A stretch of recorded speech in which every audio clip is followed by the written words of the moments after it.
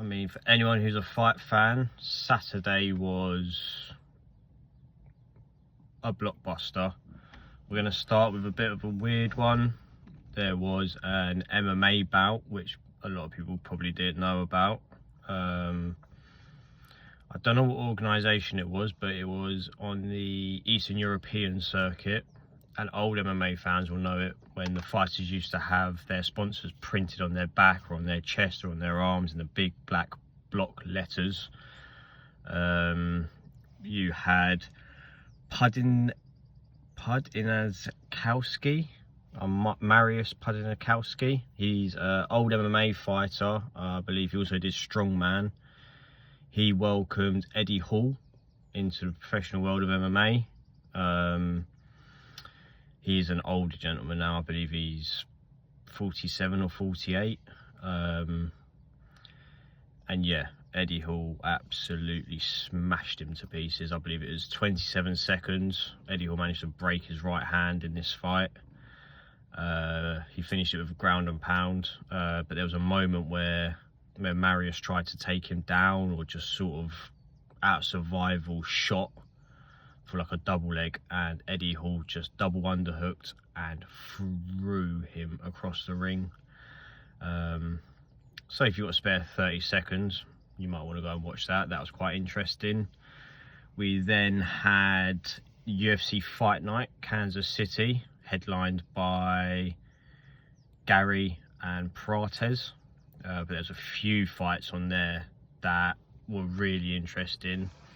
There's one from the prelims that I want to talk about, which was a young American fighter, Wellmaker. He took on South African Simon, who's a bit more of a household name. That one was a performance of the night bonus, and that went to the American Wellmaker with a first round knockout, massive right hand. He's going to be a serious fighter to watch. I was very impressed with his performance. It was quite a good, I mean, the whole card was pretty good, but that was a standout from the prelims. Onto the main card, the first fight you had was Aliskerov, who unfortunately has,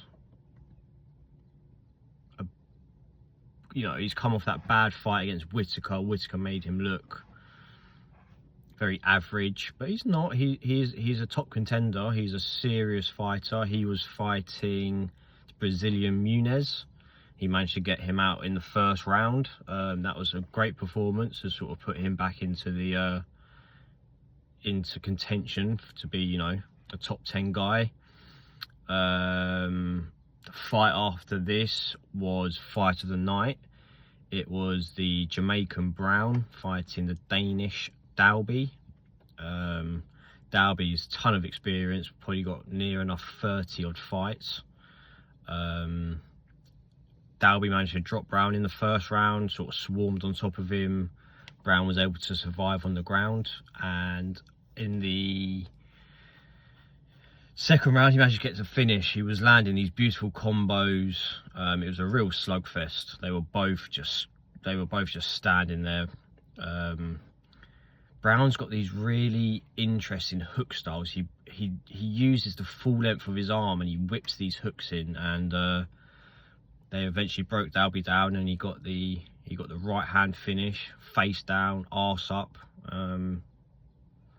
Yeah, great fight, absolutely fantastic. So that was fight of the night. That was followed by the ever entertaining Michel Pereira against Abus Magomedov. That one went the distance, unanimous decision win for Magomedov. Again, a good fight. Pereira, always quite elusive, very interesting style of fighting, so that was fun one to watch. That was followed by David Anama, who I'm a big fan of. I think he's fantastic. He was fighting Chikadizes, I believe that's how you pronounce his name. Again, unanimous decision for Anama. Again, a very interesting fight. Anama really sets a pace on people, and I thought the kicks from Chikadizes would make a difference, but his movement is just so interesting on Arma, and he was just able to just work his game. Again, fantastic fight. That was followed by the co-main event, Anthony Lionheart Smith against Zhang, light heavyweight. That was fight of the night. That was the second one, so there's two. It was an absolute bloody finish, absolutely covered in blood. Zhang got the finish in the first round with elbows. He started off kicks really well. He started working those calf kicks from the get-go. Anthony just kept closing the distance, and yeah, with nearly 60 professional fights, that's the last of Anthony Smith. He retired after that fight. He did get outclassed, outgunned, and he was ranked number 15. Zhang wasn't ranked, so Zhang is now in the rankings. I'd like to see him go against the top 10. I think Zhang is a serious problem for that light heavyweight division. So that was your co-main, and then obviously the main event was Ian Machado Gary against Carlos Prates, the Fighting Nerds, and that one went to decision, and Gary won, which I was surprised. I did think Carlos Prates would win. I was very intrigued to see if he could go 5 rounds, you know, with the whole smoking and drinking, that lifestyle that he says he lives. But he looked good. If anything, that last minute of the 5th round, Prates stuck it all over Gary. He had Gary on his back. He was raining down punches. Gary managed to get back to his feet, but he closed the distance, pushed him up against the cage. It was a good back and forth. I believe Gary did take the first 3 rounds, though. He looked quite comfortable, which surprised me. He didn't seem affected by the power of Prates. So I had that one 3-2 to Gary, which did surprise me. As I said, I thought Prates would win. And now apparently Gary's the backup in 2 weeks' time for 315. So if one of the fighters gets injured, even after doing a 5-round war with Carlos Prates, he says he is a backup fighter. So yeah, fair play to him. And then obviously the main one everyone wants to talk about is Eubank Benn, which for British boxing is absolutely fantastic. Both men should be so proud of what they did. They put on an absolute barn burner of a fight. I had Eubank. I did not think it'd go the distance. I did think him being a natural middleweight, the taller, more built man, with more experience, he's been in there with the bigger names. If you look at Benn's resume, his resume, although it's all wins and knockouts, and his level of competition hasn't been as great, but it didn't show. It didn't show. They both made their dads proud. They carried on the Eubank Benn fights in absolute style. It was fantastic, and then Benn managed to wobble him in the 3rd. Eubank started landing some beautiful uppercuts in the 6th or 7th round. I'm not sure exactly which round, but Benn started to land. Eubank started to land these uppercuts, and Benn did gas out. I think if he threw every punch with 5 to 10% less power, he wouldn't have gassed out, and it could have been a different result. But I had Eubank first, Benn 2nd, 3rd, 4th. Then I pretty much had Eubank the rest, but there could be a round or 2 in there. If someone said they think Benn won, I'd find it hard to argue that point.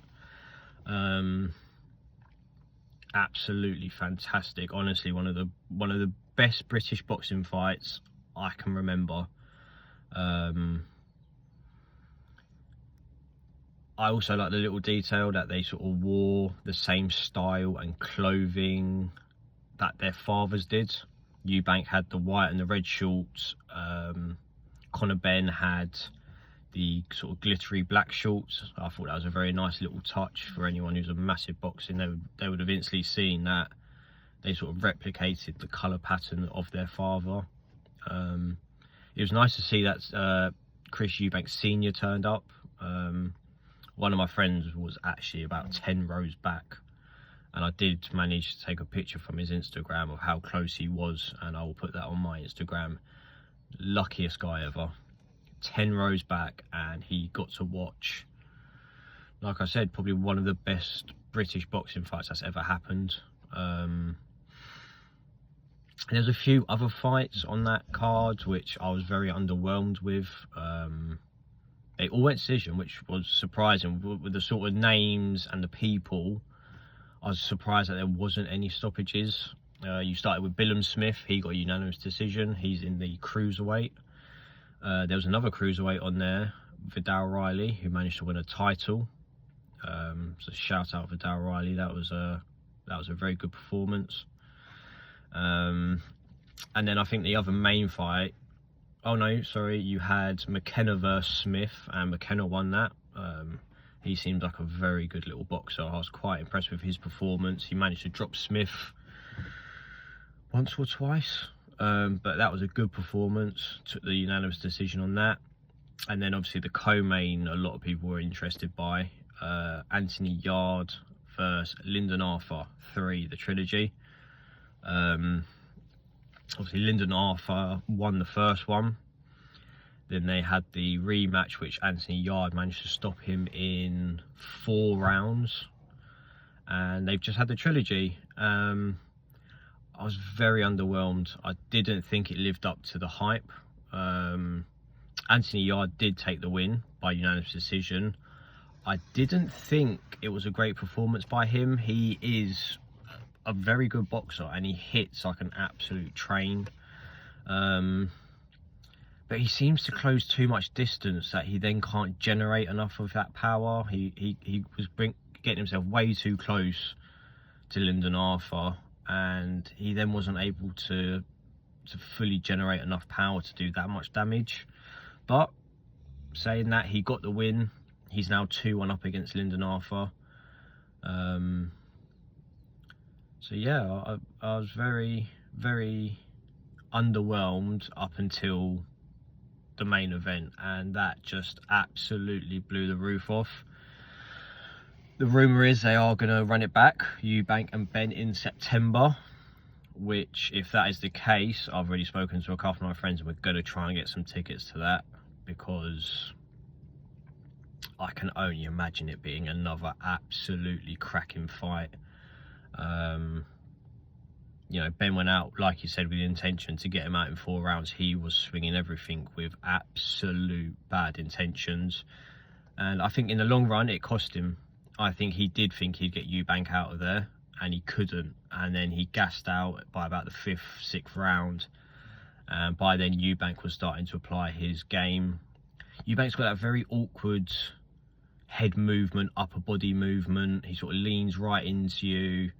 You know, there was that few back of the head punches. There's a lot of grabbing, but it was a fantastic fight. And by the 12th round, it was just whose legs were going to give out, and they both managed to go the distance. I think both stocks have risen, and they should both be incredibly proud of what they've achieved, because, you know, Benn, who by far this was his hardest fight, and he showed that he can go 12 rounds with someone 2 weight classes bigger than him. He could be a problem at middleweight. I think he could find a really good market in that middleweight division. And Eubank, being a slightly older man, showing that he can take on these young guys. He can deal with heavy punches. You know, I know Eubank Sr. was there on the night, but leading up to it, all the press conferences, all the face-offs, everything like that, Eubank Sr. wasn't there. He did it by himself. He came out by himself, no trainer, no coach.